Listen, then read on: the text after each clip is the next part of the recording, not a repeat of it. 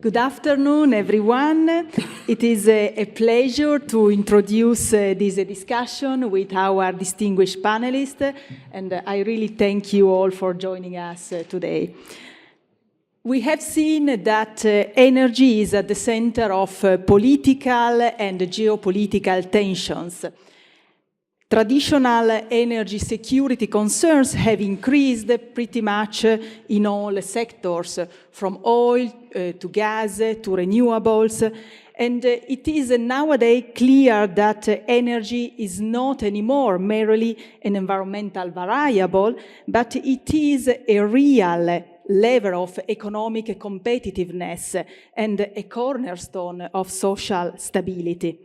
So what we have seen, what we have listened today, it's a very complex landscape where new vulnerabilities are emerging. Let's think, for instance, of critical mineral supply chains, where renewables are growing, but it is interesting to notice that renewables are seen not only as of essence to facilitate the energy transition, but increasingly more to strengthen national energy independence, as we have seen, for instance, in Europe, following the crisis triggered by Russia's invasion of Ukraine. So the landscape is really complex, is really difficult also to understand. And thus, to start the conversation, let me ask to Dr. Laura Cozzi from the International Energy Agency something regarding the World Energy Outlook published this year. We know that the Energy Outlook is the most authoritative energy analysis and projection which is published by the International Energy Agency, and it outlines several scenarios for global energy trends over the next 25 years. Now, the outlook says that we are entering the age of electricity, which is an interesting expression. But at the same time, it also seems to be saying that fossil fuels may increase in the next years. And so, how should we understand this contradiction or apparent contradiction? So, thanks a lot, and thanks, Professor Elena. It's wonderful to be here, and congratulations to everyone, to Enel Foundation and Bocconi for this wonderful chair, which I think is incredibly important for Europe and for Europe competitiveness going forward. Going back to this question, so first of all, fossil fuels are not all the same, so the trajectory for fossil fuels going forward is not going to be the same for all fossil fuels. So what we are seeing very clearly is that coal, which today globally is still the largest source of electricity generation, is going to peak and decline in the next years to come. And why are we seeing this? Very simple, one answer only: solar. Solar is here, is cheap, and I think Professor Bilderi said is passionate of demographics. When you look at demographics, something incredibly interesting is happening.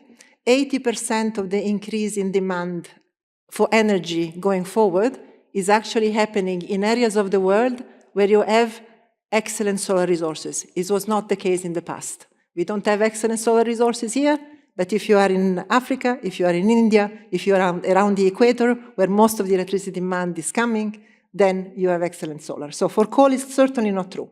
For oil, it very much depends on what you think will happen to electric vehicles. So road today accounts for 45% of oil use. And I would say that you have in front of us two different worlds.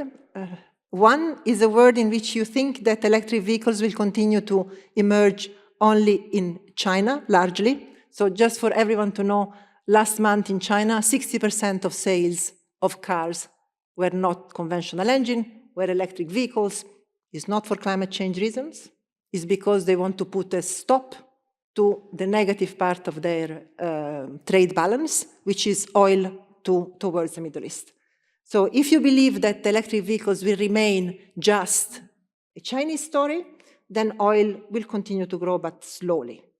If you believe that electric vehicles will be embraced by the rest of the world, then oil will stop growing by 2030. And finally, gas, because I think it's very much within the new order story.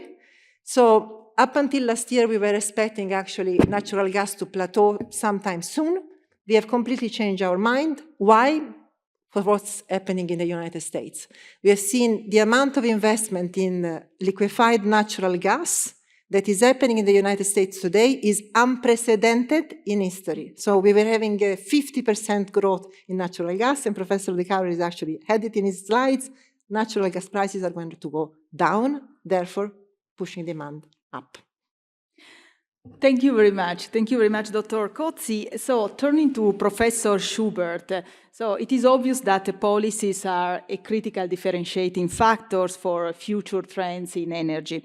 And so how can we analyze the recent setbacks in climate policies? What are the foreseeable consequences that we can imagine? I think for Europe, we can say that there is an internal problem and an external problem. So the internal problem is that when policy is becoming stronger, as it is the case in the New Deal, people are going to start having to pay, really, okay? And the problem is nobody wants to pay. So I say that very, very bluntly, but the tensions are increasing when the addition increases, okay? And I think this is one of the reasons. And so households and firms, they are fighting to oblige governments to have laxer regulations, not to increase the carbon price, and lowering energy prices, including the price of fossils, etc. So this is the tragedy of the horizon dynamics. Okay, clearly, because people don't want to pay in the short run, even if the benefit in the long run is huge. This is the first point. This is the internal point. Then there is the external point, and this is the US. As Laura said, the President Trump has been hostile to climate policy since his first mandate, but now he is very aggressive on that, okay? And there are threats, internal, and the administration, people working on climate, etc. Maybe you want to know that one of the first executive order it took in January 2025, so the day he arrived in power, was on energy, and it is written that climate change is a hoax, and also that the social cost of carbon and all the instruments that economists have developed are ideologically biased, okay, and should not be used anymore by the administration, the federal administration. So this is very, very strong. And also it's very active on the external, in the rest of the world. And so there is an imitation and also a threat, okay? And I think this is part of the explanation. And how can it be addressed? I think it has to be addressed in the internal, so domestically, by making sure that the transition is just, meaning that the cost of the transition is alleviated for the people that are the most vulnerable. So this is very, very important, of course. And externally, it is more difficult, but I think the option of climate clubs, I have tried to explain before, probably is good. So making coalitions of countries that are really willing to do something, and having border adjustment mechanism at the border of these clubs, and continue acting, okay? Continue doing things for the transition. Thank you very much. So we see that obviously public intervention is necessary in our age of electricity in order to redirect innovation and the transition to a green economy. And so I would like to ask to Professor De Carolis, I noticed that in your final slides you mentioned that the revision of project finance can be an opportunity to integrate public purchase agreements in public procurement. So I would like to ask you whether you can elaborate more on this to clarify the concept. Thank you, Miriam. And this is a kind of interest that we share from the economic and the legal perspective. So the idea is that demand from the public sector, public procurement, broadly defined in Europe, is a huge share of our economy, roughly 15%, 2 trillion a year. So if we can direct part of this toward effectively helping the deployment of those new kind of long-term contracts we were discussing, already there would be a boost, and we could create liquidity in a market where there is no liquidity today. So one solution at scale would be to introduce clauses. Now, you have to know that the European Commission has started the process of revising the public procurement directives, so the body of laws that governs how this huge procurement is done. So to have explicit provision for the inclusion of PPA contracts inside the public procurement directives would certainly help. So this could be included in the criteria that are evaluated when private firms bid for public contracts.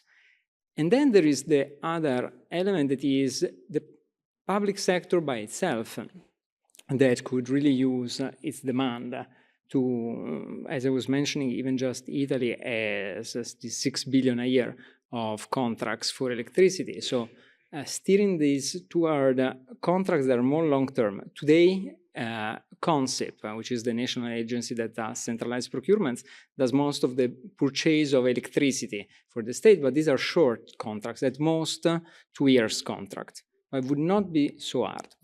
So what you were mentioning now in terms of project financing is something interesting that happened a few weeks ago, in which a new infringement procedure was opened against Italy from the European Commission because some of our rules in the Code of Public Contracts are not compliant with the European Union. Well, this is an opportunity, and this is what we need to do to guide this transition. We need to exploit even moments of crisis as an opportunity. So we have an opportunity to rewrite these rules in a way that they explicitly integrate PPAs inside the set of contracts we can do in the system.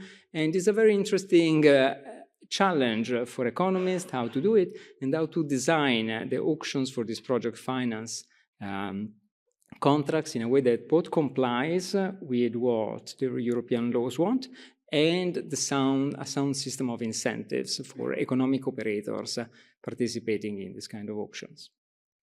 Thank you, Professor De Caloris. So, of course, seeing the infringement procedure as well as the pending judgment of the European Court of Justice on the same topic as opportunities is an optimistic view that we want to endorse.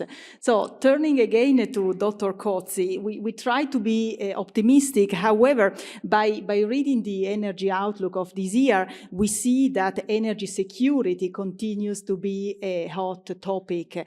And so I would like to listen from you, what are some of the main risks that the energy outlook has identified in terms of energy security? So first of all, maybe it's interesting to understand that we are not entering a period of energy scarcity. Mm-hmm. There is plenty of energy around the world, but there are plenty of risks at the same time. So there is plenty of oil, but whether the Russian oil can flow or not, it's uncertain. Whether Venezuelan oil can flow or not, it's uncertain. Whether Iranian oil can flow or not, it's uncertain. Whether the Middle East can export through the Suez Canal, it's uncertain. So there is plenty of oil, but whether it can circulate, it's not clear. Natural gas, we are in a similar situation. We are going to experience a very strong boost in liquefied natural gas, but Russian gas cannot flow. And these are the traditional energy security concerns. But what we are watching very closely is something that Professor Schubert mentioned a couple of times, it's critical minerals. And critical minerals, again, is not a scarcity issue. So critical minerals are needed for everything that concerns electrification, energy transition, but beyond, digital, defense, everything hinges on critical minerals. And currently, out of the 19 critical minerals, basically 19 out of 20 have one dominant player, which is China. And half of those, as of today, they have export restrictions. So when we talk about global new order, I think that what we are entering is a phase in which there is going to be plenty of natural gas coming from the United States, and there is going to be plenty of technologies coming out of China, being solar, being electric vehicles, being a number of different technological issues that come from China. And Europe is currently in between. So we need to choose which dependency to go through. This is as simple as that. We don't have energy done in-house, and we have lost a wave of possible technological advances through a clean transition. One very final thing that I would like to say that has not to do with security, but it has to do with costs. I think we all need to understand that we are not, the energy sector today is not the energy sector that it was 10 years ago. So 10 years ago, doing the transition was very expensive. It's not the case today. So today, putting in place a solar farm brings you a cost of electricity that is actually cheaper than most other alternatives. What we need to pay for is the infrastructure, because we have not invested in grids for a long time. And it's not the fault of the energy transition. It's simply we have not invested enough in grids. So I think we need to dismantle a bit of a myth. The costs have gone down. Batteries costs are 95% of what they were 10 years ago. I think that the issues that are coming are not necessarily related to cost. There are certain parts of the transition that are not happening enough, industrial sector, heat pumps, etc. So we need to differentiate, etc. But the largest part, the electricity part of the transition, is here and is not very expensive actually. It will cost us less than going with the conventional. And I think this is a very important part that I would love for Professor De Cauris to put numbers on it and make it very clear to everyone. The real trade-off here is a technological dependency. And how do we do that in a smart way, vis-a-vis especially Chinese technologies? Thank you very much. Yes, and then, of course, we could say that, again, the role of public institutions will be of essence because, as it was mentioning in the previous speeches, also the issue of slow permitting processes, of course, may impact all these, the construction of all these infrastructures and other facilities which are necessary in order to bring the transition to a real high level. Unless there is any other reaction to this, I think we have reached the end of our panel. So I really thank our panelists for having been here and all of you as well. And so it is now my pleasure also to hand the floor to Professor Andrea Sironi, President of Bocconi University, for his concluding remarks.